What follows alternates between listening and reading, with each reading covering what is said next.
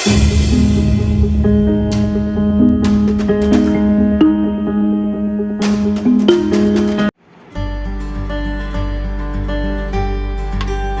मुरादाबाद में भाजपा की राष्ट्रीय प्रवक्ता जफर इस्लाम ने प्रेस वार्ता का आयोजन किया, जिसमें उन्होंने भाजपा के द्वारा किए गए विकास कार्यों के बारे में बताया। समाज के हर वर्गों के लिए काम किया है, देश हित में काम हुआ है, अर्थव्यवस्था को मजबूत करने के लिए काम किया गया है, एक आम नागरिक की सुविधाओं को देने के लिए काम किया गया है।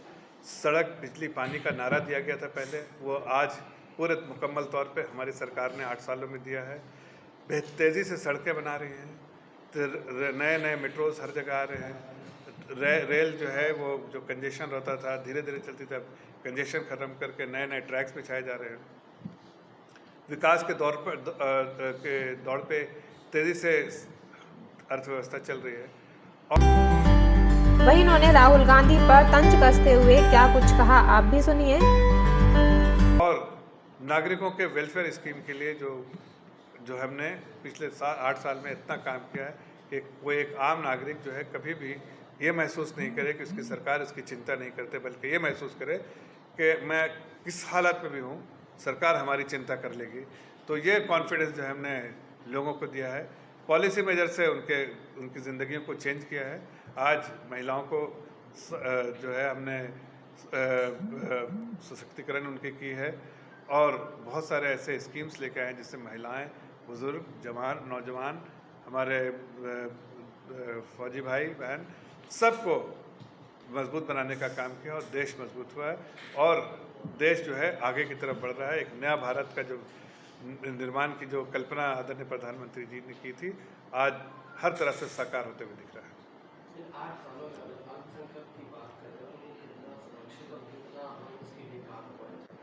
देखिए, अब चाहे अल्पसंख्यक हो, चाहे समाज का कोई और भी वर्ग हो, लेकिन चूंकि आपने अल्पसंख्यक की बात की तो मैं उसी समाज से बिलोंग करता हूं, इसलिए मैं और मजबूती से उसका जवाब दे सकता हूं कि हमारे जो अल्पसंख्यक मंत्रालय है उसने बहुत सारे नए इनिशिएटिव लिए हैं।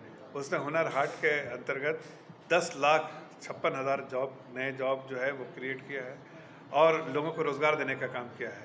ऐसे बहुत सारे, चाहे नई रोशनी हो, चाहे ऐसे बहुत सारे स्कीम्स लेकर आए, जो कि स्कॉलरशिप की स्कीम हो, चाहे आपको स्किल डेवलपमेंट की स्कीम हो, ऐसे बहुत सारे स्कीम नौजवानों के लिए दी है। लेकिन साथ साथ जो वेलफेयर स्कीम है उसमें बिना भेदभाव के हमने मुस्लिम समाज के हर लोगों को जो सूची में थे सबको दिया है। आज हमारी आबादी 14% हो सकती है, लेकिन लाभ लेने वालों में, लाभार्थियों में 25% से कम मुस्लिम समाज के लोग नहीं हैं। और अगर किसी शहरों में उठाइए तो कई शहरों में तो ऐसा है 60% हो, चाहे वो आज आप मुरादाबाद में हैं, मुरादाबाद के ही आप ले लीजिए तो मुरादाबाद में मिनिमम 25% और मैक्सिमम 60-65% जो है किसी भी स्कीम में लाभार्थी जो है मुस्लिम समाज के लोग हैं। तो उससे समझ में आता है किसी भी से भेदभाव नहीं किया, सब सुरक्षित हैं। जो टीवी चैनल पर दिखता है वो ज़मीन पर नहीं दिखता है, और वो आम आदमी नागरिक महसूस नहीं करता, जो है महसूस नहीं करता। ये टीवी चैनल अगर आप, और इसमें जो बहुत सारी चीज़ें जो चलती हैं सोशल मीडिया पे, उसको आदमी छोड़ दे देखना तो उसको पता भी नहीं चलेगा कि कुछ ऐसी कोई बातें होती भी थी। इसलिए आज मैं कह सकता हूँ कि देश सुरक्षित है, देश के हर नागरिक सुरक्षित है। घटनाएं होती हैं दुनिया के हर समाज में, हर शहर में, हर मुल्क में घटना होती है, लेकिन सरकार अगर सख्ती से निपटने की क्षमता रखती हो तो सख्ती से निपटती है और उस बिना भेदभाव के काम करती है। प्रशासन अपना काम करती है, अधिकारियों को पूरी छूट है, लेकिन बिना भेदभाव के काम करने के लिए।